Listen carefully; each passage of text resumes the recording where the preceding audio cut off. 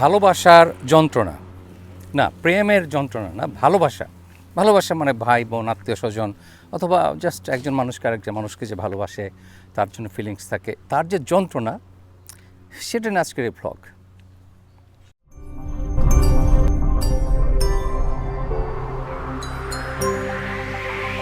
আসসালামু আলাইকুম, আমি মোহাম্মদ আল ফারুক বলছি নিউ জার্সি থেকে। একটা আপডেট আছে, বাংলাদেশে আসছি, কিন্তু বাংলাদেশে এসেই আবার অগাস্ট মাসে চলে যাব। অগাস্টের 12 তারিখে চলে যাব রোম, সেখানে থাকবো কিছুদিন, তারপর যাবো অ্যাথেন্স থেকে আবার চলে যাব আবুধাবি অগাস্টের 26-27 তারিখে 2 দিন। তো আপনারা চাইলে যোগাযোগ করতে পারেন, যদি এই সুযোগ সময় হয় আমরা মিট করবো ইনশাল্লাহ। আর আশা করি এনজয় করবেন এই ভিডিও। আজ অনেক মজার ইস্যু নিয়ে কথা বলবো। একজন ব্লগার হিসাবে পৃথিবীতে কত ধরনের মানুষের সাথে পরিচয় হয়, কত ধরনের মানুষের সাথে আমাদের মিশতে হয়, এবং সেই খুব ইউনিক ঘটনা নিয়ে আপনাদের সাথে গল্প করব আজকে। শুরুতেই বলে দিচ্ছি, যেখানে আজ যা গল্প করব এটা কিন্তু কাউকে ছোট করার জন্য না, কাউকে অপমান ইনসাল্ট করার জন্য না, কারো মন খারাপ করার জন্য না। এটা স্রেফ আমার এক্সপেরিয়েন্স শেয়ার করব। এখানে আমি কারোর নাম বলবো না, কারোর ঠিকানা পরিচয় দেব না, কারণ কাউকে ছোট করা আমার উদ্দেশ্য না। আপনারা যারা দেখছেন তাদের মধ্যে অনেকেই এই ক্যাটাগরিতে পড়েন, কাজে আপনারা মন খারাপ করবেন না। এটা জাস্ট একটা শিক্ষণীয় ব্লগ হিসেবে, এবং আমার এক্সপেরিয়েন্স, এর বেশি কিছুই না। আশা করি এখান থেকে কেউ কিছু শিখবেন, তাহলেই আমার পরিশ্রম সার্থক হবে। শুরু করি। আমাদের ব্যক্তিত্ব, আমাদের বাংলাদেশি, অ্যাগেন যেহেতু আমি বাংলাদেশি, আমার বাংলাদেশি নিয়ে কথা বলতে পারি। আমাদের যে একটা চারিত্রিক বৈশিষ্ট্য, সেটা হলো আমরা না মেনে নিতে পারি না। কেউ যদি বলে যে না এটা করবো না অথবা এটা হবে না, ঘ্যান করতেই থাকি। ছোটোবেলা আমার ছোটো ভাই, সে আমাকে বলছিল, ভাই কানলেই মায় দেয়, মানে ঘ্যান করতে থাক, মা এক সময় দিয়ে দিবে। ছোটোবেলা আমি একবার মাকে চাইতাম, মা এটা দিবা, মা যদি বলতো না, বাস চুপ হয়ে যেতাম। কিন্তু ও ছোটোবেলা থেকে শিখে গিয়েছিল যে না, বারবার চাইতে হয়, বারবার চাইতে একসময় বিরক্ত হয়ে দিয়ে দিবে। তো আমাদের তার একটা এক্সাম্পল দিচ্ছি। ঢাকায় এক ছেলের সাথে পরিচয়, ব্লগ দেখে। সে ইন্টারমিডিয়েট পড়ে, ফার্স্ট ইয়ারে, এবং সে খুব রিকোয়েস্ট, আঙ্কেল আমি আপনার সাথে একদিন গল্প করতে চাই, কথা বলতে চাই। ও বলো ওকে ঠিক আছে, আসো একদিন। আমি কোথাও যাব, আমি ওকে রিক্সা তুললাম, রিক্সা নিয়ে আমরা যাচ্ছি, আমার সাথে যাচ্ছে। পরে কথাবার্তা যেটা আমাকে আমেরিকা নিয়ে যান। তা আমি অনেক বুঝিয়ে তাকে বললাম যে বাবারে, আমেরিকা নিয়ে যাওয়া আমার পক্ষে, আমার কোনো ক্ষমতা নাই, থাকলে আমি অবশ্যই নিতাম। নিলে বাংলাদেশ থেকে হাজার লক্ষ ছেলেমেয়েদেরকে আমি আমেরিকা নিয়ে যেতাম, কিন্তু আমার নেওয়ার কোনো ক্ষমতা নাই। তাকে অ্যাডভাইস দিলাম কীভাবে যেতে হবে। বললাম যে একমাত্র ইজিয়েস্ট ওয়ে তার জন্য, যেহেতু তার কোনো ফ্যামিলি নাই, কোনো আত্মীয় স্বজন নাই, কেউ নেই আমেরিকাতে, বললাম যে তোমার জন্য ইজিয়েস্ট হবে আমেরিকান স্টুডেন্ট ভিসায় আমেরিকা যাওয়া, এবং সেখান থেকে তুমি ফিউচার প্ল্যান করতে পারো। কিন্তু এবং কীভাবে অ্যাপ্লাই করতে হবে, কীভাবে কোনো ইউনিভার্সিটি খুঁজতে হবে, সেগুলো নিয়েও অনেক ডিসকাস করলাম। কিন্তু না, আঙ্কেল আপনি হেল্প করেন। তাকে পরিষ্কার বুঝিয়ে বললাম যে এর বাইরে কিছুই করা সম্ভব না। এরপরে বললো যে আপনি আমার বাসায় বেড়াতে আসেন, ডিনার করবেন। এখন যেখানে একটা মানুষ আমার কাছে কিছু চায়, আমি যদি সেটা দিতে না পারি, তাহলে তার বাসায় আমি কীভাবে ডিনার করতে চাই? সেটা তো আসলে একটু অকওয়ার্ড দেখায় যে একটা মানুষ একটা কিছু চাইলো, আমি দিতে পারলাম না, সেখানে তার বাসায় দাওয়াত খেতে যাব। তো বললাম যে সরি আঙ্কেল, আমার সময় হবে না। না আঙ্কেল আসতে হবে, কালকে আসেন। আমি বললাম যে না আঙ্কেল আমি আসতে পারবো না। ঠিক আছে তাহলে পরশু দিন আসেন। আমি বললাম বাবারে আমি আসতে পারবো না, সরি। কিন্তু সে নাছোড় বান্দা, আমাকে রাজি হতেই হবে। পর এক সময় বললাম যে দেখো, আমি তোমাকে এখন খুশি করার জন্য হ্যাঁ বলতে পারি, কিন্তু তারপর দেখা গেলো শো আপ করলাম না, সেটাকে ভালো হবে? তার সাথে এখনই তোমার সামনেই বলে দিলাম না, এটা মেনে নাও। না আঙ্কেল প্লিজ। পরে আমি তাকে বললাম যে দেখো, তুমি আমেরিকা যেতে চাও, হয়তো কয়েকদিন পর তুমি আমেরিকা যাবা, কিন্তু যাওয়ার পর এই যে তোমার একটা অভ্যাস, নাকে মেনে নিচ্ছ না, এটা কিন্তু অ্যাকসেপ্টেবল না। তুমি আমেরিকায় যে সাকসেসফুল হতে গেলে তোমার আমেরিকান কালচার সম্পর্কে জানতে হবে, বুঝতে হবে। তার মধ্যে সবচেয়ে বড় একটা জিনিস হলো যে না যদি কেউ একবার বলে সেটাকে মেনে নেওয়া। এটা নিয়ে ঘেঁচাঘেঁচি পেঁচাপেচি কোনো কিছু করার কোনো মানে প্রয়োজন নাই, এবং করলেও সেটা মানুষ খুব খারাপ চোখে দেখবে। তারপরে সে শোনে না। পরে আমি বললাম যে বাবা তুমি নেমে যাও, আমার এখন অন্য কাজে যেতে হবে। তাকে আমি রিক্সা থেকে নামিয়ে দিয়ে আমি আমার কাজে চলে গিয়েছি। তো এটা শুধু একজন না, এরকম অভাব নাই মানুষের। না বললে তারা শুনে না, বারবার বারবার একই রিকোয়েস্ট করতেই থাকে। এখন এই জায়গায় এসে আরেকটা কথা বলি যে অনেকেই আছে তারা কোনোভাবে আমার ঠিকানা বের করে পরে আমাকে না জানিয়ে না বলে আমার বাসার সামনে চলে আসে, পরে আবার কমেন্ট করে আমি গিয়েছিলাম আপনারা এটা করতে দেখলাম। চরম অভদ্রতা। একটা মানুষের প্রাইভেসি থাকে, তাকে না বলে তার বাসার সামনে চলে আসা অথবা আবার এসে আবার তাকে জানানো, এগুলি একান্ত অভদ্রতা। আমেরিকায় থাকে কিন্তু এখন আমেরিকান কালচার সম্পর্কে কিছুই শেখে নাই। আমরা বিদেশে যাই, বিদেশে গেলে তো আমাদের আসলে উচিত শিক্ষা না, সেই কালচার থেকে শিক্ষা নেয়। আমি বলছি না যে সব শিখে নিতে, কারণ ভালো খারাপ সব দেশে আছে, কিন্তু ভালোটা শিখে নিতে কোনো সমস্যা নাই। সেটা যেই দেশ হোক, যে ধর্মেরই হোক, আমাদের সেটা শিখতে হবে। নাহলে আমেরিকা না এসে বাংলাদেশ খারাপ কথা বলছি না, কিন্তু তাহলে এখানে এসে কী লাভ হলো? শুধু পয়সা কামানো? সেটা তো আসলে হয় না। আমাদেরকে নিজেদেরকে ইমপ্রুভ করতে হবে, ভালো করতে হবে। বিশেষ করে বিদেশে এসে আমরা যদি বিদেশিদের সাথে একই কালচারটা মেনে করি, তাহলে কিন্তু আমাদের দেশের বদনাম হয়ে যাবে। আরও একজন থাকে কানাডায়। আঙ্কেল আপনার বাসার ঠিকানা এইটা। আমি আপনার বিভিন্ন ভিডিও দেখে, তারপর বিভিন্ন স্ট্রিট সাইন দেখে, তারপর আমি জানি আপনি জেনারেল কোন এলাকায় থাকেন নিউ জার্সির, আমি আপনার বাসাটা খুঁজে পেয়েছি। পরে স্যাটেলাইট ইমেজিং থেকে বাসার স্ক্রিনশট, বাসার ছবিটা তুলে আমাকে পাঠিয়ে দিয়েছে ইমেইলে। বাবারে তোকে কি খায় দেয়, কোনো কাম নাই? আমি কই থাকি, আমার ফোন নাম্বার, ও বাই দ্য ওয়ে, এটা কিন্তু আসলে কোনো ক্রেডিট না। এটা বরঞ্চ এটা আসলে এখানে তার এটা কোনো সে খুব বিরাট বড় কিছু হয়ে গেল না, বরঞ্চ এটা একটা অন্যায় কাজ, এটা করা উচিত না। আপনাকে যদি আমি নিজে থেকে ঠিকানা না দেই অথবা নিজে থেকে আমার ফোন নাম্বার না দেই, তাহলে সরাসরি এই ধরনের কারো কাছ থেকে কালেক্ট করা অথবা অন্য কোনোভাবে কালেক্ট করে কল দেওয়া, অথবা যেমন আমার ওয়াইফকে সেদিন আমার কোনো একটা ভিডিওতে খুব 1 সেকেন্ডের জন্য ভুলে আমার ওয়াইফের ফোন নাম্বার চলে গিয়েছিল, একটা কাগজে লেখা ছিল। সাথে সাথে তাকে কল দিয়ে আঙ্কেল আন্টি আমি অমুক, আপনার ফোন নম্বর পেয়েছি আঙ্কেলের ভিডিওতে। অভদ্রতা, একেবারে অভদ্রতা। আমি জানি এগুলো ভালোবাসা থেকে, এই জন্যই এই ব্লগের নাম দিয়েছি ভালোবাসার যন্ত্রণা, কিন্তু এটা করা অনুচিত। আমি যে রাস্তা দিয়ে হাঁটি, আমার লোকাল এলাকা দিয়ে হাঁটি, এখানে অনেক ক্লু থাকে আমি কই থাকি, কিন্তু তার মানে এই না যে আপনারা দেখে দেখে চলে আসবেন। কারণ কারো বাসায় যেতে হলে ইনভাইটেড হয়ে যেতে হয়। আপনার ইনভাইটেশন ছাড়া অথবা আগে থেকে যোগাযোগ না করে, খুব যদি ইচ্ছা হয় আমার সাথে ইমেলে যোগাযোগ করেন, আমি ফ্রি হলে আমি বলবো হ্যাঁ আসেন। আর যদি না বলি তাহলে সেটা মেনে নিতে হবে। যেমন আরেকটা এক্সাম্পল দিই, রিসেন্টলি আমেরিকার কোনো একটা স্টেট থেকে এক আঙ্কেল, সে ভালোবাসা থেকেই, যে আঙ্কেল আপনি এই মাসের কত তারিখে ফ্রি থাকবেন, আমি 1 সপ্তাহের জন্য আসবো, আপনার সাথে সময় কাটাবো। এখন এটা কি হয়? আমার কি সময় আছে, এত সময় আছে যে একটা সপ্তাহ আমি একজন আসবে আরেক স্টেট থেকে, টাকা পয়সা খরচ করে সময় নষ্ট করে আমি তাকে 1 সপ্তাহ সময় দেবো? এটা কি সম্ভব? আমার নিজের ব্যক্তিগত লাইফ আছে, এরপর আমার নিজের কাজ আছে, আমি তাকে 1 সপ্তাহ সময় দিব? আচ্ছা, সত্যি এটা খুবই দুঃখজনক, কষ্টের, কিন্তু এটা কি সম্ভব নাকি? আপনারা আমার লক্ষ লক্ষ ভিউয়ার যারা আছেন, আমি কৃতজ্ঞ আপনাদের সবার প্রতি, কিন্তু সবাইকে ইন্ডিভিজুয়ালি টাইম দেওয়া কি সম্ভব? সেটা কি হয় কখনো? যে আমাকে বললেন যে আঙ্কেল আমি 1 সপ্তাহ আপনার সাথে সময় কাটাবো, এটা হয় না।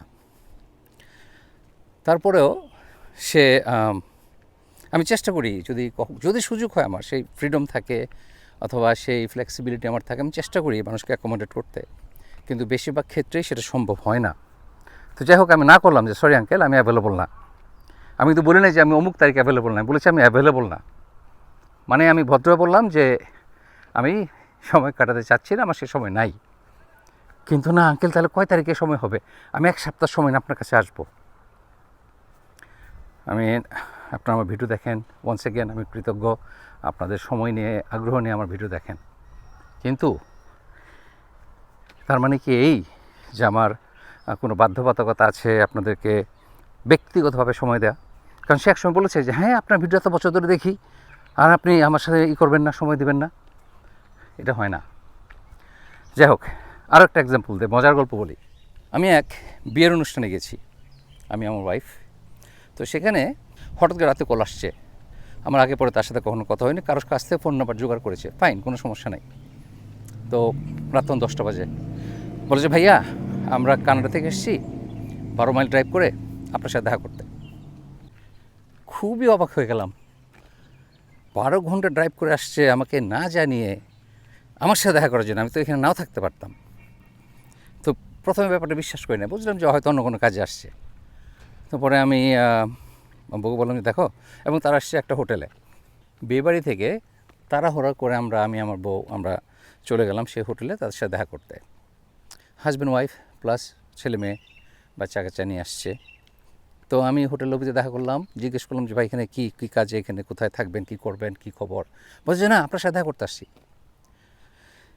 আমি খুব সারপ্রাইজড হয়ে বললাম যে আপনি এসছেন আমার সাথে দেখা করবেন, ফাইন, কিন্তু আর কি কাজে আসছেন এত ঘন্টা ড্রাইভ করে? 12 ঘন্টা না, আরও বেশি। আমি বললাম 12 ঘন্টা আর কি। তো বলেছে না না, শুধু আপনার সাথে দেখা করতে আসছি। আমি বললাম বাহ, আপনি আমার সাথে দেখা করবেন, আসছেন, খুবই খুশি হইলাম, কিন্তু আমার সময় আছে কি না আসছে, আমি তেমনও হতে পারতো যে আমি এখানে নাই, তাহলে এত দূর এসে আপনি কী করতেন? বলছে না না, আপনার ভিডিওটা দেখে বুঝলাম আপনি এখন থাকবেন, এখানে থাকবেন, ভালো কথা। তো পরে আমি ঠিকানা দিয়ে আসলাম, বললাম কাল সকালে আসেন, আমরা একসাথে ব্রেকফাস্ট করব। লোকে আসছে আমার বাসায়, তার জন্যে সকালবেলা আপনার বাংলাদেশি স্টাইলে পরোটা, মাংস ভুনা, ডিম ভাজি, তারপরে বিভিন্ন ধরনের মিষ্টি, আরও ফল টল, এগুলি সব কিছু দিয়ে ব্রেকফাস্ট। তো সবাইকে সাথে নিয়ে ব্রেকফাস্ট করলো, আমি এনজয় করলাম। এবং তাদের পরিচয়, বাকি পরিচয় আমি দিলাম না, তাদের শিক্ষাগত যোগ্যতা এগুলি কিছু বললাম না। তারা হাইলি এডুকেটেড, কোনো অশিক্ষিত মানুষ না, কিন্তু বিচার বুদ্ধি একটু কম মনে হয়। যাই হোক, বিবেক বুদ্ধি একটু কম। তো পরে খাওয়া দাওয়া শেষ, তো আমরা এখন থেকে যাই না। আমি বললাম যে ভাই আমার ওয়াইফের তো কাজে যেতে হবে, আমার ওয়াইফ কাজে যাবে, এবং কাজেই আমাদের তো এখন বেড়ে যেতে হবে। তখন খুব মানে রিলাক্টেন্টলি উঠে বললো যে কিন্তু আমরা তো এখানে থাকতে চেয়েছিলাম, আপনি কাবাব টাবাব বানাবেন, তারপরে কাচ্চি রান্না করবেন, এগুলি খাবো, হ্যাং আউট করবো, গল্প করব। তখন আমি একদম বিরক্তির শেষ পর্যায়ে পৌঁছে গেছি। বললাম যে দেখেন, আপনি তো আমাকে বলে আসেন নাই, তারপর আমার অনুমতি নিয়ে আসেন নাই, আমি আপনাকে ইনভাইটও করি নাই। তো সেখানে আপনি নিজে থেকে হঠাৎ করে এসে কীভাবে এত কিছু আশা করেন? আমার সময় থাকতে হবে, তো আমার তো সময় নাই রে ভাই। পরে এসে তারা খুব মন খারাপ করে চলে গেল। তো এই ধরনের ঘটনা যে একটাই তা না, আরও আছে। আরেক দেশ থেকে, সেই সত্যি সত্যি নামটা বলবো না, অন্য একটা দেশের নাম বলছি, আসল দেশের নামটা না বলি, সে নিউজিল্যান্ড থেকে, ভাইয়া আমি আপনার সাথে আসবো ভ্যাকেশন কাটাতে। এখন সে যদি সেখান থেকে আসে তাহলে তো আমার তাকে ফুল সমস্ত সময় দিতে হবে না, কারণ সে আসছে শুধু আমার জন্যই। But I don't have that time, আমার তো সেই সময় থাকতে হবে। যতবারই না করি ততবারই না আমি আসবো আপনার সাথে সময় কাটাতে, আপনি শুধু বলেন কবে আসতে হবে, আপনি যখন বলবেন তখন আসবো। I am sorry, can do it, don't have the time. তারপরে আরেক স্টেট থেকে একই অবস্থা, আঙ্কেল দেখা করবো অমুক তারিখ আসবো আমরা, আই এম সরি অ্যাভেলেবল না। তারপর এখানে এসে আপনার ঠিকানা একটু দেন, একটু দেখা করে যাব। আই এম সরি, আপনি আমার ভিডিও দেখেন, বাট আপনি তো আমার কাছে অচেনা, একদম সম্পূর্ণ অচেনা একটা মানুষের সাথে আমার বাসায় নিয়ে আসবো, আমার ফ্যামিলি আছে, তো আমি তো একলা থাকি না সেখানে। তো এসব দেখে টেকে আমার ওয়াইফেরই হলো যে তুমি কখনোই তোমার কোনো ইউটিউবের ফ্রেন্ড, ইউটিউবের মাধ্যমে পরিচিত হয়েছে এমন কাউকে বাসায় নিয়ে আসতে পারবে না। কি আর করা।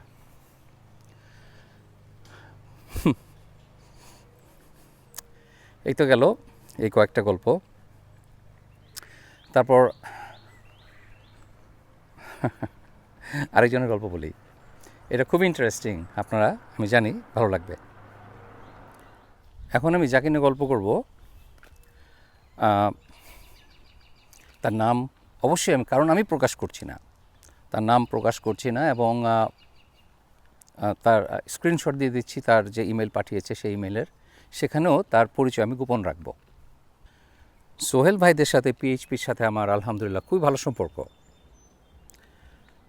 কিন্তু সেই সম্পর্ক কোনো বিজনেস সম্পর্ক না।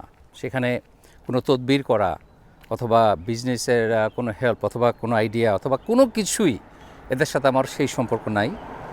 এবং সুফি মিজান আঙ্কেল এবং ফ্যামিলির অন্যান্য সবাই, বিশেষ করে সোহেল ভাই, তাদের সাথে আমার যে সম্পর্ক এটা একেবারেই নন বিজনেস, কোনো বিজনেসের কোনো সম্পর্ক না। এবং সেখানে তাদের সাথে আমার সম্পর্ক এখনও আছে, এত দিন ধরে আছে, কারণ আমি এ ধরনের কোনো কিছুতে ইনভলভ হই না বা রিকোয়েস্ট করি না, তাদের কাছে কোনো কিছুর জন্য রিকোয়েস্ট করি না, এবং এই জন্যই তাদের সাথে আমার এই সম্পর্কটা এখনও ভালো আছে। তো যাই হোক, আমাকে এক ভাই আমাকে প্রথমে কমেন্টের মাধ্যমে, ভাইয়া আপনি তো সোহেল ভাইকে চিনেন, আমি খুব বিপদে আছি, আমাকে একটা চাকরি দেন, তার আন্ডারে একটা চাকরি দেন আমাকে। আপনারা সবাই জানেন যে একটা চাকরি কোনো ডিরেক্টর হায়ার করে না, আর করলেও তার তো ভ্যাকেন্সি থাকতে হবে। আর যখন ভ্যাকেন্সি থাকে তখন সেটা হিউম্যান রিসোর্সের মাধ্যমে অ্যাপ্লিকেশন চাওয়া হয় পাবলিকলি, এবং সেখান থেকে একটা হায়ার করে একজনকে। এটা এমন না যে তার কোম্পানিতে একজন বিরাট বড় একটা পজিশন খালি পড়ে আছে, এখন তার একজন লোক লাগবে, সেই সময় একটা রিকোয়েস্ট করলো আমি কাউকে ঢুকে দিলাম, এরকম কিছুই না। এবং তাদের মতো তাদের বড় কোম্পানিতে তারা হিউম্যান রিসোর্স ছাড়া কোনো কিছু হায়ার করে না কিংবা কিছুই করে না। তো যাই হোক, তার ইমেলটা আমি আপনাদের সাথে শেয়ার করছি। লিখেছে, ও বাই দ্য ওয়ে, যখন নাকি অনেকবার আমাকে রিকোয়েস্ট করলো কমেন্টে, আমি অনেক পোলাইটে বললাম যে ভাই আমি সরি, আমি এবার হেল্প করতে পারবো না। পরে সে আমাকে ইমেল পাঠালো যে ভাই আমাকে হেল্প করতে হবে, আপনি শুধু একটু বললেই হয়ে যাবে। পরে আমি বললাম যে ভাই আমি সরি, তার সাথে আমার সেই রিলেশনশিপ নাই, আমি তাকে আপনার কথা বলতে পারবো না। তো তখন সে যে উত্তরটা দিল, আমাদের আমেরিকাতে একটা ফ্রেজ আছে যে ট্রু কালার, মানে একটা মানুষের সত্যিকারের পরিচয় আপনি অনেক সময় সাথে সাথে পাবেন না, কিছু পরে পাবেন, একটু দেখাশোনা হওয়ার পর, কিছুদিন সময় কাটানোর পর, তারপর হয়তো তার আসল পরিচয় পাওয়া যাবে। সেটা আমেরিকাতে বলে ট্রু কালার। যাই হোক, ইমেলের শুরুটা দেখেন কত সুন্দর। আসসালামু আলাইকুম ভাই, খুব খারাপ লাগলো আপনার কথায়। আপনি যেহেতু সোহেল ভাইয়ের আন্ডারে জবের জন্য হ্যাঁ বলতে পারবেন না, সেম নাও করতে পারবেন না, কিন্তু অন্যরকম আরও সুন্দর উত্তর আছে যা দিতে জানলে আর দিলে আমি কোনো মানুষকে আপনাকে গালি দিবে না। এই শুরুটা কত সুন্দর, হ্যাঁ, ভদ্রভাবে। আচ্ছা, এরপরে আরও একটু নিচে যাই। তাছাড়া আপনি অ্যাডভান্স কীভাবে চিন্তা করলেন সবাই গালি দেয় বলে আমিও গালি দিব? কী সুন্দর কথা না, যে সে তাকে না করলে সে গালি দিবে না। আচ্ছা, আপনাকে উত্তর দেওয়া শিখিয়ে দিচ্ছি যে ভাইয়া আপনি খোঁজ নিয়ে দেখেন আপনার মতো ওনাদের অফিসে আমি সোহেল ভাইকে কীভাবে কি বলি বলেন। আপনার জন্য কিছু করতে না পারার জন্য দুঃখিত, তা না আপনি আমাকে কি বললেন। তারপরে হাসি হাসি ফেস, আমাকে চিনেন না, জানেন না, এই তো স্কিল। তাহলে শুনেন, আমি ডিফেন্সে আছি, নামটা নাই বললাম, বুঝে নেবেন, ইঞ্জিনিয়ারিং ... এইবার আসলে আপনার যোগ্যতা নিয়ে একটু আলোচনা করি। আমেরিকা থেকে তো 6 মাস পর পর চলে আসতে আপনি বাধ্য, কারণ আপনার ভিসাটা ওই ক্যাটাগরির। পণ্ডিতই সবার সাথে সবসময় করবেন না, দর্শক না দেখলে আপনার এইসব ফাও। নোট জবের কথা কেন বললাম, আমার রিয়েল এস্টেট বিজনেস করার ইচ্ছা, আমার রিয়েল এস্টেট না, স্ট্রিট বিজনেস করার ইচ্ছা। যদি সোহেল ভাইয়ের এদিকে আসে তার জন্য জাস্ট বলা, আনসাবস্ক্রাইব ডান। এ লোক যে কতটুকু ভদ্র কতটুকু অভদ্র সেই জাজমেন্ট আমি আপনাদের কাছে দিলাম। এবং এই রকম একটা ক্যারেক্টার লোকের সাথে আমি যদি সোহেল ভাইদেরকে ইন্ট্রোডিউস করে দিতাম, আমার মান সম্মান কোথায় থাকতো। যাই হোক, তার ক্যারেক্টার নিয়ে ডিসকাস করবো না, আপনারা ভালো বুঝেন। এবং সে ডিফেন্সের লোক এত ইতর হয় আমি জানতাম না। সরি, ইতরটা মুখ ফসকে বের হয়ে গেছে, বলতে চাই নাই, দুঃখিত এই জন্যে। যাই হোক, এখন এই ধরনের কত যে খারাপ সিচুয়েশনে পড়তে হয়। মানুষ বাসায় ডেকে নিয়ে দাওয়াত খাওয়ায়, তার বলে ভাইয়া আমার 5 লাখ টাকা লাগবে সার্জারির জন্যে। এখন দাওয়াত খেয়ে এখন আমার হাতের পানি শুকায় নাই, মুখও ধুই নাই, এর মধ্যে যদি তখন কীরকম লজ্জার একটা পরিস্থিতি। এমন তো না যে আমি কোটি কোটি টাকা নিয়ে ব্যাংকে নিয়ে বসে আছি, আর বসে থাকলেই বাকি একজনকে মাত্র জানলাম, সে টাকা তো আমি আমার নিজের জন্য খরচ করবো, আমার বউ বাচ্চা আছে, আত্মীয় স্বজন আছে, তাদের জন্য খরচ করব। চেনা নাই জানা নাই আমার ভিডিও দেখে এখন থেকে 5 লাখ টাকা আমার দিতে হবে। তো কাজে আজকাল আমি মানুষের বাসায় দাওয়াত দিলে সহজে চাই না। আরেকটা এক্সাম্পল দিই, এই রিসেন্টলি এক জায়গায় গিয়েছি, আমাকে ইনভাইট করে নিয়ে গেছে, ভাই আসেন। তো তারা 3 জন, তার মধ্যে একজন আমার পরিচিত, পূর্ব পরিচিত, মানে আরও একবার পরিচয় হয়েছিল, তাকে বেশ ভদ্রলোকই মনে হয়েছিল। তো গেলাম, এক মহিলা আমাকে না জিজ্ঞেস না বলে সরাসরি, ভাইয়া আপনি তো ফেমাস, আপনার ফেসবুক লাইভে গেলাম। আমি, ভাই প্লিজ করেন না। সে এত অফেন্ডেড হয়ে গেল, এত মানে অপমানিত হয়ে গেল যে সাথে সাথে তার হাজব্যান্ডকে ভিতরে নিয়ে একটা ডলা দিল। হাজব্যান্ড একেবারে ফুসফুস করতে করতে বের হয়ে, মানে হ্যাঁ আপনি এটা করেন ওইটা করেন, আমি অমুক আমি তমুক, আমেরিকায় থাকি ভাই, আমুক তমুকের কী ব্যাপার। যাই হোক, ডিটেলসে না গেলে না যাই, আমি চাই না মানুষ জানুক তারা কারা। কিন্তু এই যে একটা খারাপ একটা সিচুয়েশন, এই জন্য কারো বাসায় যেতে লাগে আমি জিজ্ঞেস করি, ভাই কেন দাওয়াত দিবেন? আমার ভিডিও দেখেন আলহামদুলিল্লাহ, বাসায় নিয়ে দাওয়াত দেওয়ার কী প্রয়োজন? কিন্তু তখন তারা হয়তো বলে যে না ভাই, স্রেফ ভালোবাসা থেকে কিছু পাওয়ার নাই, চাওয়ার নাই। মেবি তখন আমি সময় পেলে যাই, কিন্তু আজকাল আমি চেষ্টা করি কারো বাসায় না যেতে, কারণ গেলেই বিভিন্ন একটা, সবসময় না, মাঝে মধ্যে ঝামেলা হয়। তারপর কত আর গল্প করব, এরকম গল্প শত শত, আবার ভালো গল্প আছে। আমি একবার খিলগা থেকে মিরপুর যাব, তখন একটা সিএনজি নিলাম। আমি ঢাকায় কিন্তু পাবলিক ট্রান্সপোর্টেশন ব্যবহার করি, সিএনজি, বাস, রিক্সা চলাফেরা করি, মাঝে মধ্যে একটু বেশি আরাম চাইলে উবার টুবার ডাকি। যাই হোক, তো পরে দেখি সিএনজি, এই ভদ্রলোক যে অপারেটর, সে বারবার আমার দিকে পিছনে তাকাচ্ছে। আমি বললাম, বাবা তুমি সামনে তাকায় গাড়ি চালাও, তুমি তো অ্যাক্সিডেন্ট করে ফেলবা।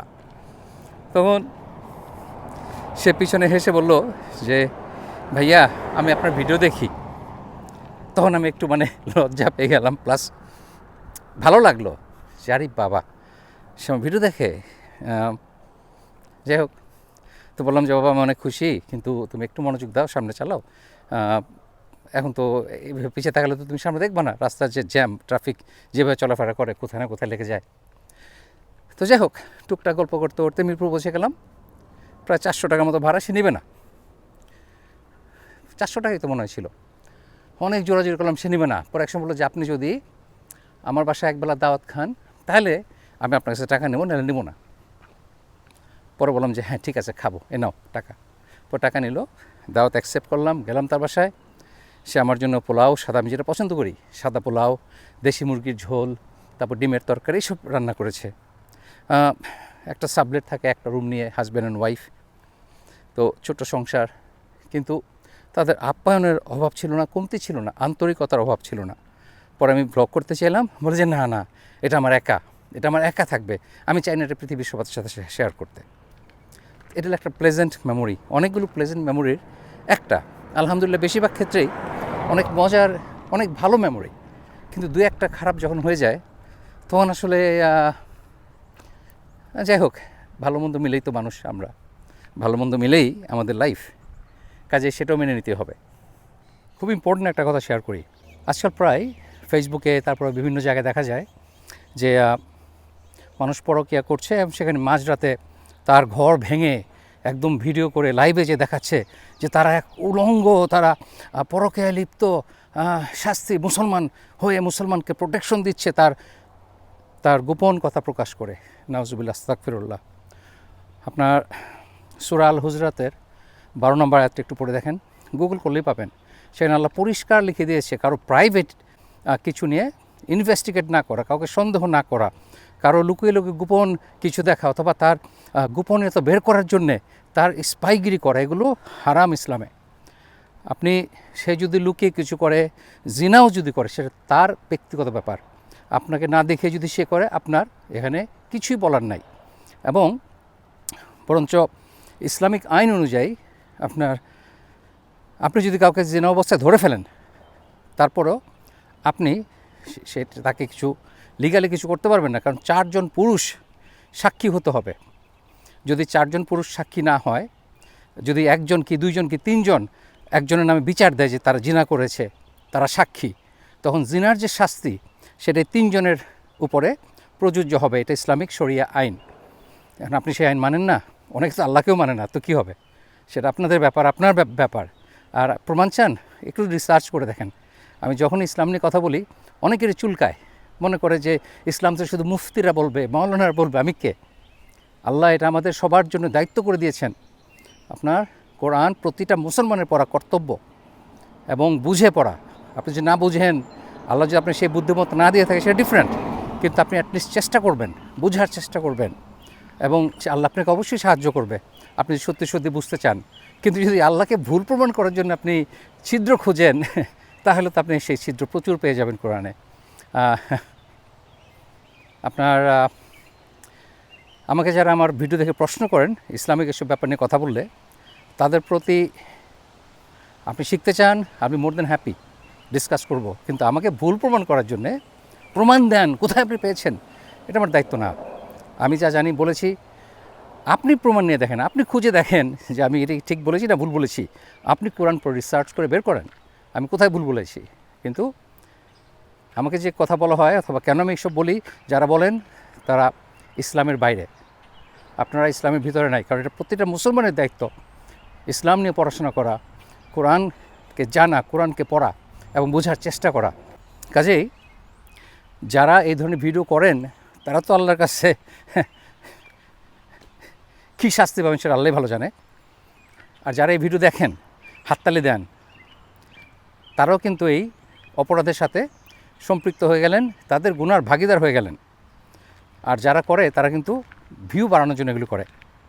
আর আবার বলছি, কেউ যদি গোপনে তার বাড়ির ভিতরে লুকিয়ে লুকিয়ে কিছু অন্যায় করে, সেটা আপনার আমার দায়িত্ব না, বিবেচ্য না, সেটা আল্লাহ দেখবে, আল্লাহর বিচার শেষ, আল্লাহ করবে। কিন্তু আমাদেরকে আল্লাহ কোরআনে পরিষ্কার নিষেধ করে দিয়েছেন সেটা খুঁজে না বের করতে। একমাত্র কোরআনে যেটা বলা আছে যে কোর্টের প্রয়োজনে যদি ইনভেস্টিগেশন, একটা ক্রাইম হয়েছে তখন ইনভেস্টিগেশন করতে হবে, সেভাবে ইনভেস্টিগেট করা যায়। কিন্তু ওই যে স্পাইগিরি, ওয়াইফ হাজব্যান্ডের প্রাইভেট অ্যাকাউন্ট চেক করা অথবা হাজব্যান্ড ওয়াইফের অ্যাকাউন্ট চেক করা, এগুলো কোনোটাই সম্পূর্ণ নিষেধ কোরআন অনুযায়ী। আমি হাদিসও যাচ্ছি না, আমি পবিত্র কোরআন থেকে বলছি সরাসরি। কাজে আপনারা এগুলো দেখবেন, পড়বেন, শিখবেন, আমি আশা করব। ইভেন আপনি যদি সন্দেহ করেন যে কেউ হয়তো অন্যায় কিছু করছে, আকাম করতেছে, এক ঘরে ছিল, ভাই সে তারা অপরাধ করে যে গুনাহ হয়েছে, তাদেরকে সন্দেহ করার জন্যে আপনার সমান অপরাধ হবে। তো শুধু শুধু কেন এই অপরাধে হতে যাবেন? You have nothing to gain. একটা মানুষকে ছোট করা, তাকে অসম্মানিত করা, কারণ ধরুন এর পিছনে কারণ আছে। ধরুন তারা জিনা করেছে, আমি এইটাই উদাহরণ হিসেবে দিচ্ছি, লুকিয়ে লুকিয়ে, কেউ দেখে নাই, 2 দিন পরে হয়তো তারা তাদের ভুল বুঝতে পারবে, তারা আল্লাহর কাছে মাপ চাইলে, ক্ষমা চাইলে, তওবা করলে আল্লাহ তাদেরকে মাফ করে দিতে পারেন, সেটা আল্লাহর ইচ্ছা, আপনার আমার ব্যাপার না। কিন্তু যখন আপনি এটা পাবলিক করে দিলেন, তখন ব্যাপারটা কেমন হলো? আল্লাহ তাদেরকে মাফ করে দিল, কিন্তু জনগণ, সমাজ তাদেরকে সারা জীবন ধিক্কার দিবে। এর জন্য দায়ী আপনি, আমরা যারা এটা প্রকাশ করেছি। কারণ তারা তো পাবলিকলি কিছু করে না, তারা লুকিয়ে করেছে। সেটা লুকিয়ে যখন করবে, সেটা বান্দা আর আল্লাহর ব্যাপার, আপনার আমার ব্যাপার না। আরেকজনের গল্প বলি, এটাই শেষ। সেটা হলো যে আমি তখন বাংলাদেশে, আমাকে ইমেল করেছি, ভাইয়া আমি বিদেশে দেশে আসছি, আমি আপনাকে বাজার টাজার করে দেবো, আমাদেরকে একবেলা রান্না করে খাওয়ান। অ্যাগেন আমি খুবই পুলকিত হই, মানে আমি খুব আবেগ আপ্লুত হয়ে যায় মানুষ যখন এইভাবে এত আপন ভেবে রিকোয়েস্ট করে। কিন্তু প্রথমত দাওয়াত আমি দিব, আমি দাওয়াত দিলে আপনি আসবেন, কিন্তু নিজে থেকে দাওয়াত নেওয়াটা একটু উইয়ার্ড, একটু খুবই স্ট্রেঞ্জ। প্লাস আমাকে বাজার করে দিতে হবে, কারণ আমি বাজার করে খাওয়াতে পারবো না। সে বলতে পারতো যে ভাই আমার খুব ইচ্ছা আপনার সাথে একবেলা খাই, আপনার হাতে রান্না একবেলা খাই। তার মানে না যে আমি হ্যাঁ বলতাম, তখন আমি নাই বলতাম, কারণ সময় করে ভাই, আমি একলা থাকি, একলা মানুষ, কাজের মানুষ নাই, অথবা গৃহস্থলীর যে হেল্প, আমার যে ঘরে যে হেল্প করবে, হেল্পিং হ্যান্ড নাই, কীভাবে কি করব। তবে যারা আমার সাথে হ্যাং আউট করে, যেমন ধরেন এই যে আপনার মিজান ভাই আছে, তারপরে আমাদের ইব্রাহিম ভাই আছে, তারপর আরও অন্যান্য যারা আছে, আমি সবার নাম বললাম না, তারপর আশিক ভাই আছেন। তারা নিয়মিত অনেক বছর থেকে তারা আমার চেনা জানা, ইউটিউব থেকে পরিচিত। আমাকে তাদের বাসায় ইনভাইট করে নিয়ে গেছে, আমাকে নিয়ে বিভিন্ন জায়গায় বেড়াতে যায়, আমাকে নিয়ে ডিনারে যায়, সময় দেয় আমাকে। এখন তারা যদি হঠাৎ বলে ভাইয়া আপনার বাসায় একদিন রান্না খাবো আমরা, সেটা তো অবশ্যই করবো, কিন্তু চেনা নাই জানা নাই হঠাৎ করে একদিন আঙ্কেল আপনার বাসায় খেতে চাই একবেলা, এটা তো সম্ভব না, আমি চাইলেও সম্ভব না।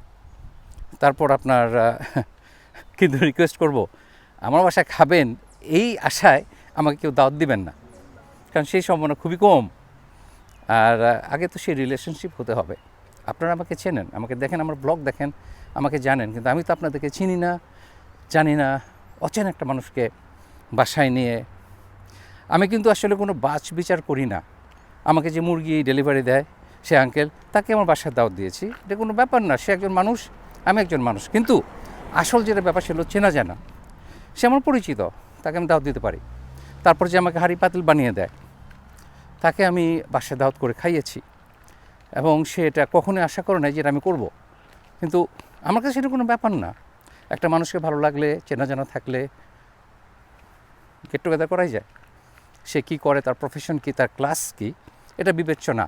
সমাজে তার স্ট্যাটাস কী, এটা মোটেও আমার কাছে যায় আসে না।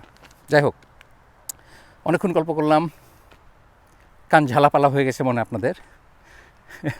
ভালো থাকবেন সবাই, ইনশাল্লাহ দেখা হবে অন্য কোথাও, অন্য কোনো একদিন। আল্লাহ হাফেজ।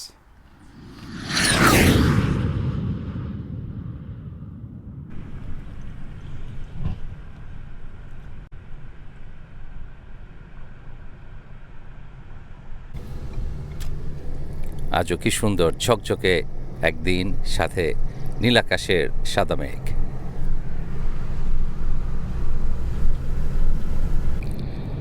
আমাদের গার্ডেন স্টেট পার্কওয়ে, চারিদিকে কত সবুজ আর সবুজ, কিন্তু শীতে সব মোড়ে ডাল হয়ে যায়, মরা ডাল থাকে। আল্লাহ মৃতকে কীভাবে জীবন দেয় আমাদের চোখের সামনে আমরা দেখি।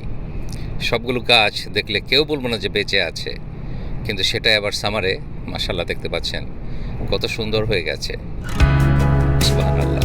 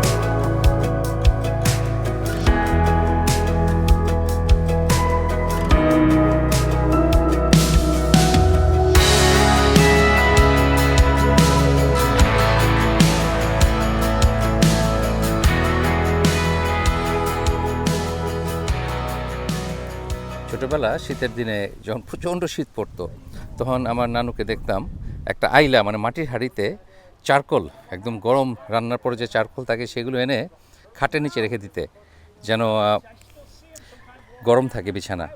তো এটা হলো আমেরিকান সেই জিনিস। এটার ভিতরে চারকোল রেখে রেখে দেয়, তারপর বিছানার নিচে নিয়ে যেত শীত নিবারণের জন্যে। অ্যান্টিক একটা পিস, এটা কপারের তৈরি।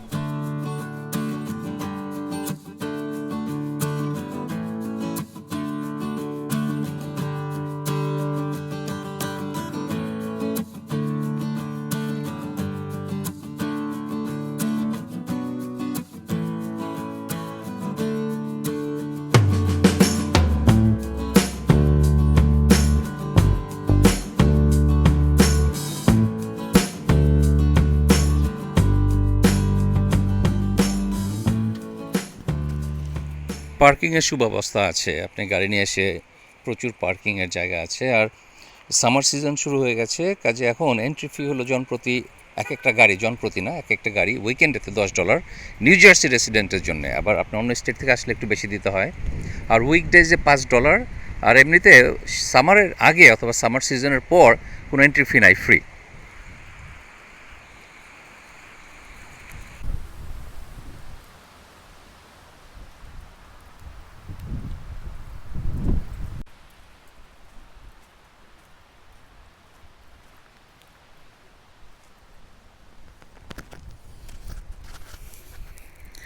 এখনও লোকজন দেখতে পাচ্ছি না, আমার মনে হয়, কারণ লেক এখনও মনে হয় পাবলিকের জন্য খোলা হয়নি। অবাক কাণ্ড, কবে খুলবে আর I don't know.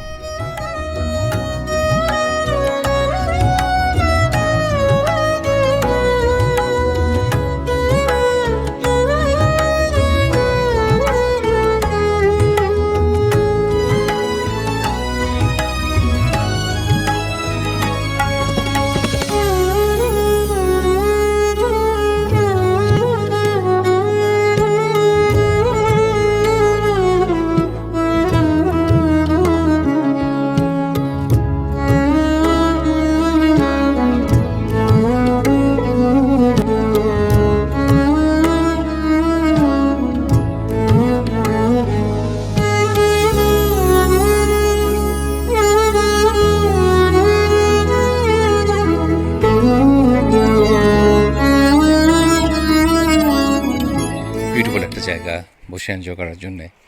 আপনার এখানে এসে যে কিছু করতে হবে, হল্লোড় করতে হবে এমন কোনো কথা নাই, শুধু এনজয় করেন নেচারকে।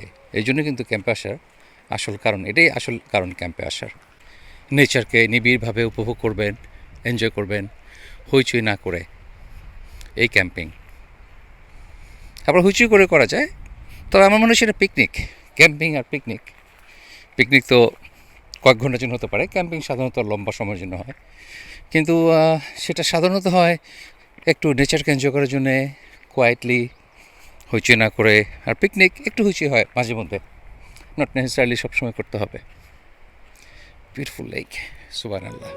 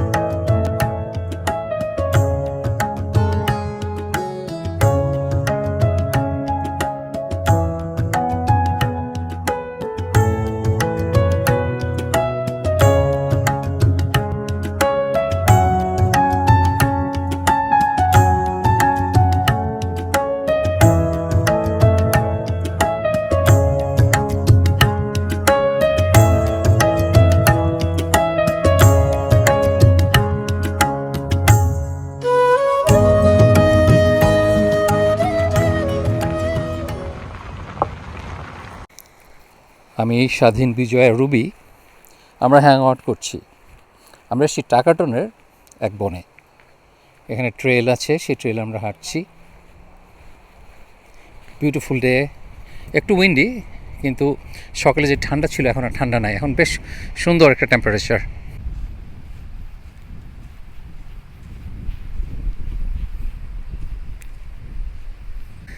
দেশে যাওয়ার আগে ছেলেদের সাথে অনেক সুন্দর একটা দিন কাটাচ্ছি এখন।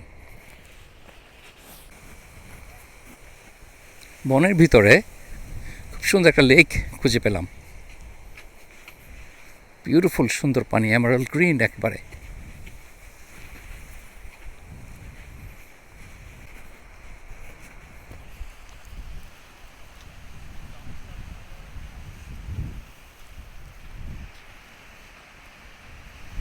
পানি একেবারে গ্রিন, সুন্দর, খুবই সুন্দর জায়গা।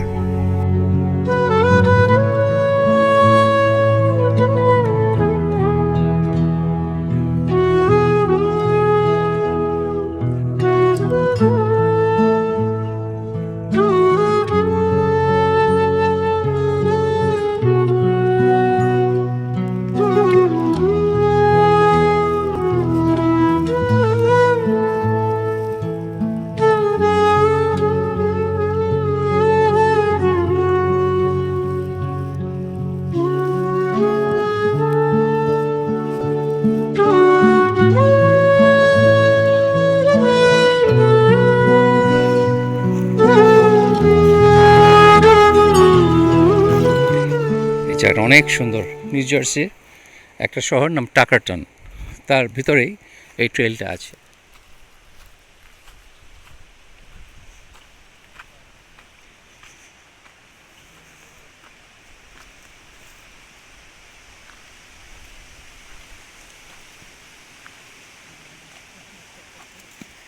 কি গাছে আম আছে নাকি?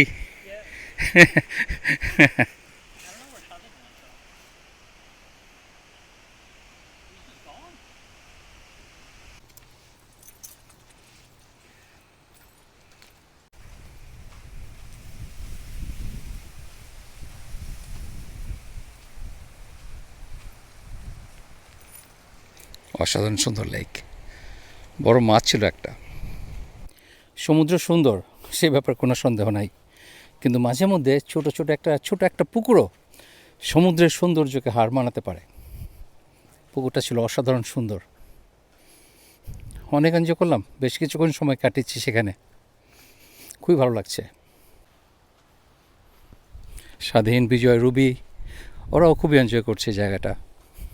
এইসব বনগুলোতে আপনার বাঘ নাই, কিন্তু ভালুক আছে, ব্ল্যাক বেয়ার, প্লাস শিয়াল, আপনার বন্য কুকুর, প্লাস সাপ আছে এখানে, বিশেষ করে কপার হেড র্যাটল স্নেক, এটা এখানে প্রচুর আছে এই নিউ জার্সিতে। তো একটু সাবধান থাকলে কোনো সমস্যা নেই।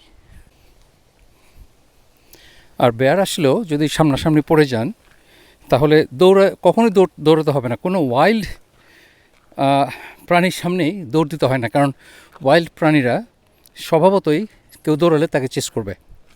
তো ভালুকের সামনে পড়ে গেলে নিজেকে যতটা সম্ভব বড় করে হাত উপরে তুলে সব চিৎকার করবেন, তাহলে এবং আস্তে আস্তে পিছিয়ে চলে যাবেন, ডিস্টেন্স তৈরি করবেন, তাহলে মোটামুটি সেফ আশা করা যায় থাকতে পারবেন।